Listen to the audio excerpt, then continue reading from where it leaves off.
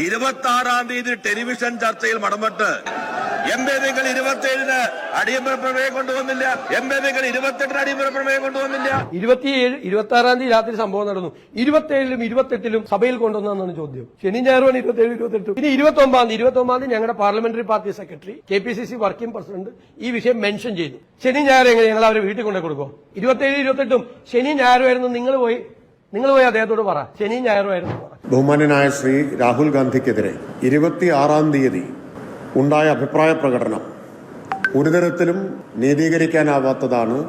പക്ഷേ വിചിത്രമായിട്ടുള്ള കാര്യം, പോലീസിനൊരു പരാതി ലഭിക്കുന്നത് 29-ാം തീയതി ഉച്ചയ്ക്ക് 12:10. കേസ് കൊടുത്തത് 29-ാം തീയതിയാണ്. 12 മണിക്ക് കൊടുത്തു, 1:45 കേസെടുത്തു. എന്റെ കയ്യിൽ കേസിന്റെ ഡീറ്റെയിൽസ് എന്റെ കയ്യിലുണ്ട്. 26-ാം തീയതി സംഭവം നടന്നു. 27-ാം തീയതി ആലപ്പുഴ DCC സെക്രട്ടറി ബിപിൻ മാമൻ പരാതി കൊടുത്തു. 28-ന് KPCC സെക്രട്ടറി അഡ്വക്കേറ്റ് പ്രാൺകുമാർ പരാതി കൊടുത്തു. അന്നേ ദിവസം തന്നെ യൂത്ത് കോൺഗ്രസിന്റെ സംസ്ഥാന സെക്രട്ടറി വസന്ത് തെങ്ങുമുള്ളയുടെ പരാതിയാണ്. അടുത്ത ദിവസം തൃശൂരിൽ KPCC സെക്രട്ടറി CC ശ്രീകുമാർ പരാതി. എന്നിട്ട് 29-ാം തീയതി പരാതി കിട്ടിയിട്ടുള്ളത് ഒരു മന്ത്രി വന്ന് പറയുന്നത് എന്ത് വിവരത്തിന്റെ അടിസ്ഥാനത്തിൽ? ഞങ്ങളടക്കം തെരുവിലിറങ്ങി ഞങ്ങൾ സമരം ചെയ്തു. എന്നിട്ട് മന്ത്രി പറയും ഒരു പ്രതിഷേധം പോലും കേരളത്തിൽ നടന്നില്ല. എന്തും പറയാം, അസംബ്ലിക്ക് പുറത്തും. പരാതി കൊടുത്ത് 29-ാം തീയതിയാണെന്ന് പാർലമെന്ററി കാര്യ മന്ത്രി പറഞ്ഞത് എന്തിന്റെ അടിസ്ഥാനത്തിലാണ്? Well done boys, well done. നമ്മുടെ MP രാജേഷും P രാജീവും ഒക്കെ ജനങ്ങളെ പറ്റിക്കാൻ ഇറങ്ങിയിരിക്കുകയാണ്. പച്ച നുണകൾ ഉത്തരവാദിത്തപ്പെട്ട സ്ഥാനത്തിരുന്നു കൊണ്ട് പച്ച നുണകൾ വിളിച്ചു പറയുകയാണ്. എനിക്ക് മനസ്സിലാവാത്തത്, സംഘപരിവാറിനെ വിമർശിക്കുകയും സംഘപരിവാറിനെ ചോദ്യം ചെയ്യുകയും സംഘപരിവാറുകാരനെ അറസ്റ്റ് ചെയ്യുകയും അവനെതിരെ നിയമ നടപടി ഉണ്ടാവുകയും വേണമെന്ന് ആവശ്യപ്പെടുന്നതിന് ഈ സഖാക്കൾ എന്തിനാ ഇത്രയധികം ഹാലിളകുന്നത്? സഖാക്കൾ എന്തിനാ ഇത്രയധികം അസ്വസ്ഥരാകുന്നത്? സഖാക്കൾ എന്തിനാ ഇത്രയധികം രോഷാകുലരാകുന്നത്? അതും മൂത്ത് നല്ല ഒന്നാന്തരം മന്ദഗമ്യായിട്ടുള്ള സഖാവ് പോലും ഈ പറയുന്ന സംഘപരിവാറുകാരനെതിരെ നിയമ നടപടി ഉണ്ടാവണമെന്ന് പറയുമ്പോൾ അതിൽ ഇത്രയധികം രോഷം പ്രകടിപ്പിക്കുന്നത് എന്തിനാ? എന്നിട്ട് പച്ച നുണകൾ വിളിച്ചു പറഞ്ഞുകൊണ്ട് ഈ ജനങ്ങളെ കബളിപ്പിക്കുവാനുള്ള ശ്രമങ്ങളല്ല നടത്തുന്നത്. പറഞ്ഞു വരുന്നത്, ഈ കഴിഞ്ഞ 26-ന് ഒരു അന്തിച്ചർച്ചയിൽ ഇന്ത്യയുടെ പ്രതിപക്ഷ നേതാവ് രാഹുൽ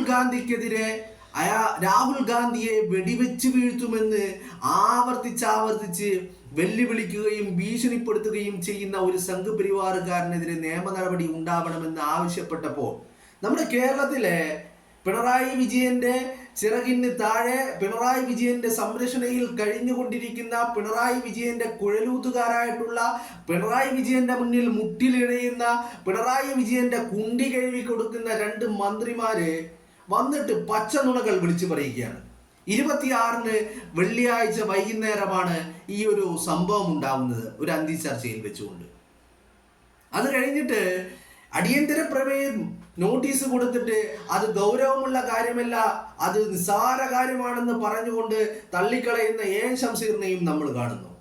എന്നിട്ട് അതിന് മറുപടി പറയുമ്പോൾ ഈ പറയുന്ന പി രാജീവ് നിയമമന്ത്രിയാണ്. P രാജീവ് പറയാണ്, എന്താ നിങ്ങൾ 27-നും 28-നും അടിയന്തര പ്രമേയം കൊണ്ടുവന്നില്ല എന്ന്. കോൺഗ്രസിനെ അടിക്കുവാനുള്ള ഒരു ആയുധം കാണുകയാണ്. പക്ഷേ ആയുധമാകുമ്പോൾ അത് ആയുധമാകണ്ടേ, അത് നമ്മളെ പൊട്ടാസായി മാറരുതല്ലോ. അതും നനഞ്ഞ പൊട്ടാസാവുകയാണ്. P രാജീവിനെ പോലെയുള്ള ഒരു മന്ത്രി പറയാണ് 27-നും 28-നും കൊണ്ടുവന്നില്ല, അതുകൊണ്ട് കോൺഗ്രസിന് ഇതിലൊരു താല്പര്യവും ഇല്ലാന്ന്. എവിടോ P രാജീവ് 27-നും 28-ഉം നിയമസഭ ഉണ്ടായിട്ടില്ല, താങ്കൾ എവിടെയാണ്? എന്നിട്ട് ആ P രാജീവ് 27-നും 28-ഉം എന്ന് പറയുമ്പോൾ അതുപോലും 27-നും 28-ഉം ശനിയും ഞായറും നിയമസഭ കൂടിയിട്ടില്ല എന്ന് പോലും അറിഞ്ഞുകൊണ്ടോ ഇനി അറിവില്ലാഞ്ഞിട്ടോ എന്നറിയില്ല പുറകിൽ നിന്ന് കൈയടിക്കാൻ കുറെ അന്തംഗമികളും നാണമില്ലാത്ത വർഗങ്ങൾ സംഘപരിവാറിന് വേണ്ടി ന്യായീകരണം ഏറ്റുപിടിച്ചിരിക്കുകയാണ് ഈ സഖാക്കളുടെ. ഇവരാ എന്ത് സഖാക്കളാണെന്ന് എനിക്ക് മനസ്സിലാവുന്നില്ല. ഇവരൊക്കെ എന്ത് സഖാക്കളാണ്? കോൺഗ്രസിനോടുള്ള വിരോധം കാരണം ഈ പറയുന്ന രാഹുൽ ഗാന്ധിയുടെ നെഞ്ചിലേക്ക് വെടിയുണ്ട പായിക്കുമെന്ന് പറയുന്ന ഒരു സംഘപരിവാറുകാരനെതിരെ നടപടിയെടുക്കാൻ ഇവർക്ക് കഴിയുന്നില്ല. അല്ലെങ്കിൽ ഈ പറയുന്ന പിണറായി വിജയനും RSSും തമ്മിലുള്ള അന്തർധാരയും ഈ ബന്ധങ്ങളും കാരണം ഈ പറയുന്ന സഖാവിനെതിരെ ഒരു നടപടി എടുക്കാൻ കഴിയുന്നില്ല. എന്നിട്ട് പി രാജീവൊക്കെ വന്നിട്ട് അതിനെ മെഴുകുകയാണ്. 27-നും 28-നും ആ പറയുന്ന അടിയന്തര പ്രമേയം നിങ്ങൾ എന്തേ കൊണ്ടുവരാത്തത് എന്ന്. 27-നും 28-നും സഭ ഉണ്ടായിരുന്നില്ല. സഭ ഉള്ളപ്പോഴല്ല അടിയന്തര പ്രമേയം കൊണ്ടുവരാൻ കഴിയുന്നത്. സഭ ഇല്ലാതിരിക്കുമ്പോൾ എങ്ങനെയാണ് അടിയന്തര പ്രമേയം കൊണ്ടുവരിക? പി രാജീവിന്റെ വീട്ടിൽ വന്നിട്ട് അടിയന്തര പ്രമേയം ഉന്നയിക്കാൻ പറ്റുമോ? അല്ലെങ്കിൽ അടിയന്തര പ്രമേയത്തിന് നോട്ടീസ് പി രാജീവിന്റെ വീട്ടിൽ വന്ന് നൽകാൻ പറ്റുമോ? അടിയന്തര പ്രമേയത്തിന് നോട്ടീസ് നൽകണമെങ്കിൽ അത് നിയമസഭയിലല്ലേ പറ്റുള്ളൂ. പി രാജീവേ, നിങ്ങളാണോ നിയമമന്ത്രി? എന്തിനാ ഇങ്ങനെ ന്യായീകരിക്കാൻ ഇറങ്ങുന്നത്? ആരെയാണ് നിങ്ങൾ ന്യായീകരിക്കുന്നത്? ആരെയാണ് നിങ്ങൾ ന്യായീകരിക്കുന്നത്? എന്തിനു വേണ്ടിയിട്ടാണ്? സംഘപരിവാറുകാരനെ ന്യായീകരിക്കാൻ. ഇപ്പോ കേരളത്തിൽ സംഘപരിവാറിന് ഭരണമില്ല എന്ന് നമുക്ക് പ്രത്യക്ഷത്തിൽ പറയാമെങ്കിലും സംഘപരിവാറിനെ ന്യായീകരിക്കാൻ കേരളത്തിലെ മന്ത്രിമാർ മുന്നിട്ടിറങ്ങുകയാണ്. കേരളത്തിലെ മന്ത്രി മാത്രമല്ല, കേരളത്തിലെ സ്പീക്കർ സംഘപരിവാറിന്റെ നാവാണ്. രാഹുൽ ഗാന്ധിയുടെ നെഞ്ചിലേക്ക് വെടിയുണ്ടകൾ പായിക്കുമെന്ന് പറഞ്ഞത് നിസാര കാര്യമാണെന്നാണ് പറയുന്നത്. ആര്? ഈ പറയുന്ന സ്പീക്കർ, സംഘപരിവാറിന്റെ സ്പീക്കറാണ് കേരളത്തിന്റെ നിയമസഭയിൽ ഇരിക്കുന്നത്. ഒരു നാണവും മാനവും ഇല്ലാതെ ന്യായീകരിച്ച് മെഴുകുകയാണ് പി രാജീവ്. അതിന് കൈയടിക്കാൻ കുറെ അന്തംഗമികളും. അറ്റ്ലീസ്റ്റ് 27-ഉം 28-ഉം ശനിയും ഞായറുമാണ്, അന്ന് നിയമസഭ കൂടിയിട്ടില്ല എന്ന് ആ നിയമസഭയിൽ ഇരിക്കുന്ന അന്തംഗമികൾക്കെങ്കിലും മനസ്സിലാവട്ടെ. സൈബർ സഖാക്കൾക്ക് എന്താണെങ്കിലും വിവരവും ഇല്ല, വിദ്യാഭ്യാസവും ഇല്ല, ബോധവും ഇല്ല.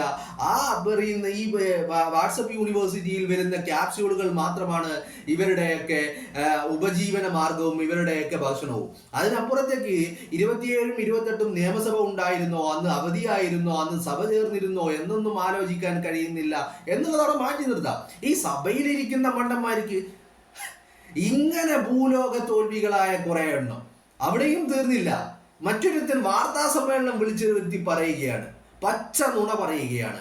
29-നാണത്രേ ഈ പറയുന്ന 29-നാണത്രേ ഈ പറയുന്ന പരാതി നൽകിയത് എന്ന്.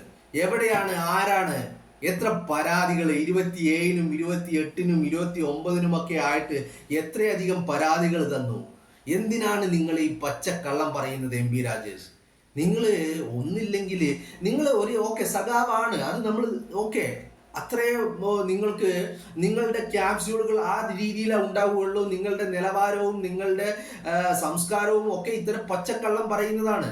അത് എന്നിരുന്നാലും കേരളത്തിലെ ഒരു മന്ത്രിയല്ലേ നിങ്ങൾ?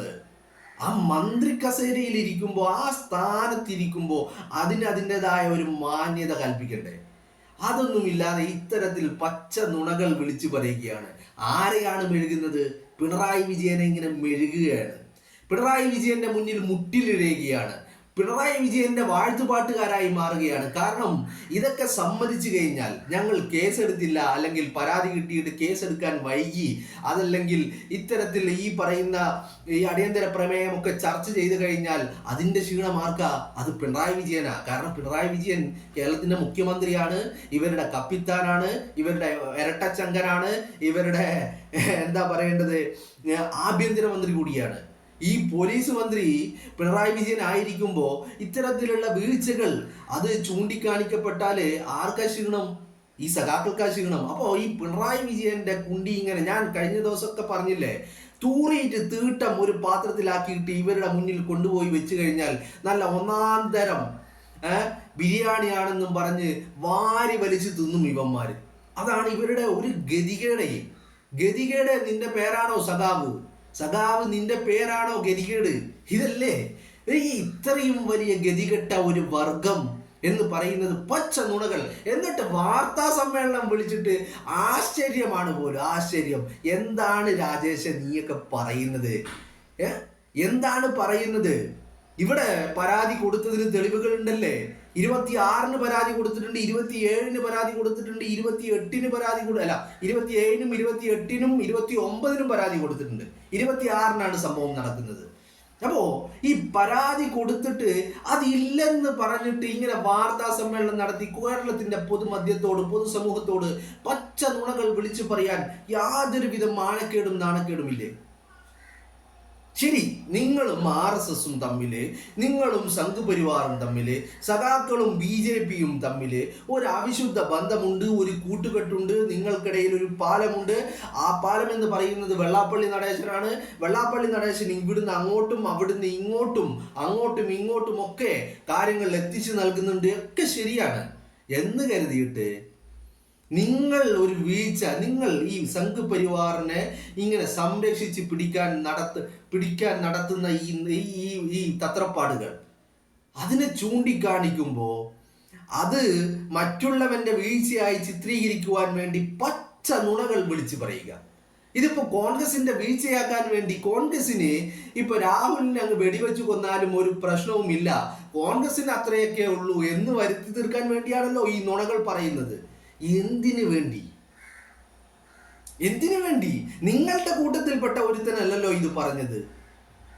അറ്റ്ലീസ്റ്റ് എടോ, നിന്റെ ബേബി MA ബേബിയോടൊപ്പം ഈ കഴിഞ്ഞ ഒരാഴ്ച മുൻപല്ലേ രാഹുൽ ഗാന്ധിയുടെ നേതൃത്വത്തിൽ ഇന്ത്യ മുന്നണിയുടെ ഒരു യോഗം ഉണ്ടായപ്പോൾ, അതും വോട്ട് ചോരിയെ സംബന്ധിച്ചുള്ള ഒരു യോഗം നടന്നപ്പോൾ അതിൽ പോയി കയ്യും കെട്ടിയിരുന്ന് രാഹുൽ ഗാന്ധി പറയുന്നതൊക്കെ അങ്ങ് വെള്ളം കൂട്ടാതെ വിഴുങ്ങുന്ന ഒരവസ്ഥ MA ബേബിക്കില്ലേ?